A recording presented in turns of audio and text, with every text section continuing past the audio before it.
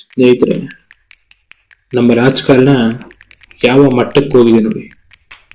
ರಾಜಕಾರಣಿಗಳು ತಮ್ಮ ತಮ್ಮ ಉಳಿವಿಗೋಸ್ಕರ, ತಮ್ಮ ತಮ್ಮ ಸ್ವಾರ್ಥಕ್ಕೋಸ್ಕರ ಎಂತಹ ಮಟ್ಟಕ್ಕೆ ಹೋಗಿ ಬೇಕಾದರೂ ಸಹ ಹೇಳಿಕೆಯನ್ನು ಕೊಡ್ತಾರೆ ಅನ್ನೋದಕ್ಕೆ ಮೊನ್ನೆ ಡಿ.ಕೆ. ಶಿವಕುಮಾರನ ಹೇಳಿಕೆ ಒಂದು ಅತ್ಯುತ್ತಮ ಉದಾಹರಣೆ. ಸದಾ ಅಭಿವೃದ್ಧಿ ದೇಶದ ಜಪಾನ್ ಮಾಡುವಂತ ನಾವುಗಳು ಅಧಿಕಾರ ಕೊಟ್ಟಿರೋದು ಮಾತ್ರ ಸದಾ ಕೋಮು ಭಾವನೆಗಳನ್ನ ಹುಟ್ಟುಹಾಕಿ ರಾಜಕಾರಣ ಮಾಡುವಂತಹ ಇಂಥ ರಾಜಕಾರಣಿಗಳ ಕೈ. ಸ್ನೇಹಿತರ ಒಂದು ಗುಂಪು ನಮ್ಮದು ಹಿಂದೂ ರಾಷ್ಟ್ರವಾಗಬೇಕು, ಹಿಂದೂಗಳೆಲ್ಲ ಮುಸಲ್ಮಾನರ ವಿರುದ್ಧ ಹೋರಾಡಬೇಕು, ಈ ತರನಾದಂಥ ಪ್ರಚೋದನಕಾರಿ ಹೇಳಿಕೆಗಳನ್ನು ಕೊಡುತ್ತಾ ರಾಜಕಾರಣ ಮಾಡ್ತಾ ಇದ್ರೆ, ಮತ್ತೊಂದು ಗುಂಪು ನಾವು ಮುಸಲ್ಮಾನರ ಪರ, ನಾವು ಸೆಕ್ಯುಲರ್ ಅಂತೆಲ್ಲ ಹೇಳುತ್ತಾ ಧರ್ಮಗಳ ಹೆಸರಿನಲ್ಲಿ ತಮ್ಮ ತಮ್ಮ ಸ್ವಾರ್ಥಕ್ಕೋಸ್ಕರ ರಾಜಕಾರಣ ಮಾಡ್ತಾ ಬಂದಿದ್ದಾರೆ.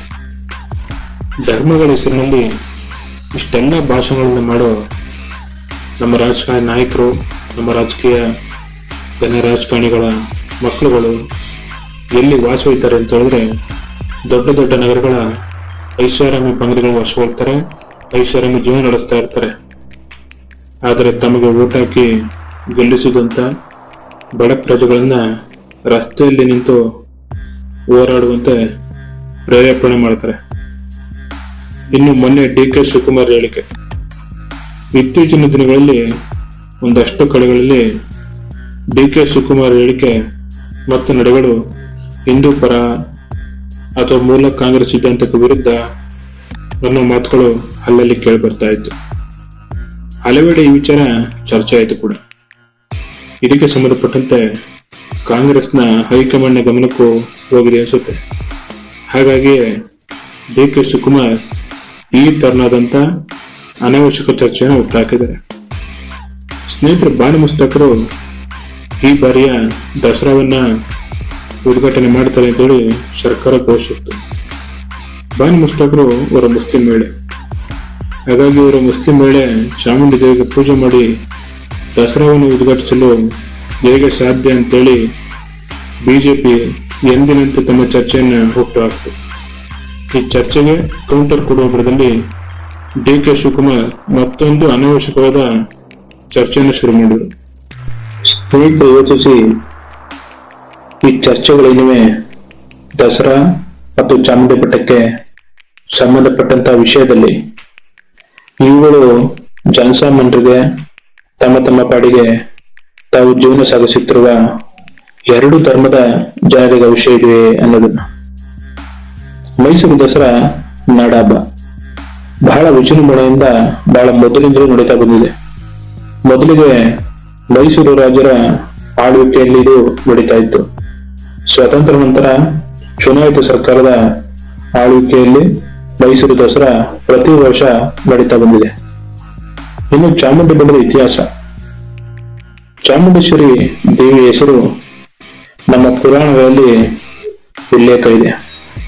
ಚಾಮುಂಡಿ ಬೆಟ್ಟದಲ್ಲಿ ವಾಸವಿದ್ದಂತಹ ಮಹಿಷಾಸುರನನ್ನ ವಧಿಸಿ ನಂತರ ಅಲ್ಲಿಯೇ ಚಾಮುಂಡಿ ತಾಯಿ ನೆಲೆಸಿತು ಎಂಬುದು ಪ್ರತೀತಿ. ಚಾಮುಂಡೇಶ್ವರಿ ದೇವಸ್ಥಾನ ಮೊದಲು ಒಂದು ಚಿಕ್ಕ ದೇವಸ್ಥಾನವಾಗಿತ್ತು. ಕಾಲಾನಂತರ 1799ರಲ್ಲಿ ಅಧಿಕಾರಕ್ಕೆ ಬಂದಂತಹ ಮೈಸೂರು ಅರಸರು ಚಾಮುಂಡೇಶ್ವರಿ ತಾಯಿಯ ಆರಾಧಕರಾಗಿದ್ದು ದೇವಾಲಯವನ್ನ ಅಭಿವೃದ್ಧಿಪಡಿಸಿ ಇನ್ನೂ ದೊಡ್ಡ ದೇವಾಲಯ ನಿರ್ಮಿಸ್ತಾರೆ. ಚಾಮುಂಡಿ ಬೆಟ್ಟಕ್ಕೆ 12ನೇ ಶತಮಾನದ ಹೊಯ್ಸಳದೊರೆ ವಿಷ್ಣುವರ್ಧನ ಹಾಗೆ 17ನೇ ಶತಮಾನದಲ್ಲಿ ವಿಜಯನಗರ ಅರಸರ ಕೊಡುಗೆ ಅಪಾರ. ಹಾಗೆ ಗರ್ಭಗುಡಿಯ ತಾಯಿ ಚಾಮುಂಡೇಶ್ವರಿ ವಿಗ್ರಹವನ್ನ ಶಿಲಾಮೂರ್ತಿ ಮೂರ್ಖಂಡಯ್ಯ ಶ್ರೀಗಳು ಸ್ಥಾಪಿಸಿದ್ದರೆಂಬುದು ಇತಿಹಾಸ.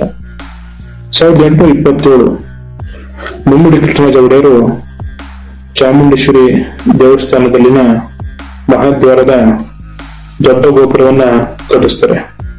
ಹಾಗೆ ಮೈಸೂರು ರಾಜರ ಕೊಡುಗೆ ಚಾಮುಂಡೇಶ್ವರಿ ತಾಯಿಯೇ ಅಪಾರ.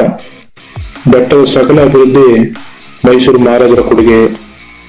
ಇತಿಹಾಸ ಮತ್ತು ವಾಸ್ತವದಲ್ಲಿ ಎಲ್ಲಿಯೂ ಸಹ ಚಾಮುಂಡಿ ಬೆಟ್ಟದಲ್ಲಿ ಅನ್ಯ ಧರ್ಮದ ಬಗ್ಗೆ ಉಲ್ಲೇಖ ಇಲ್ಲ.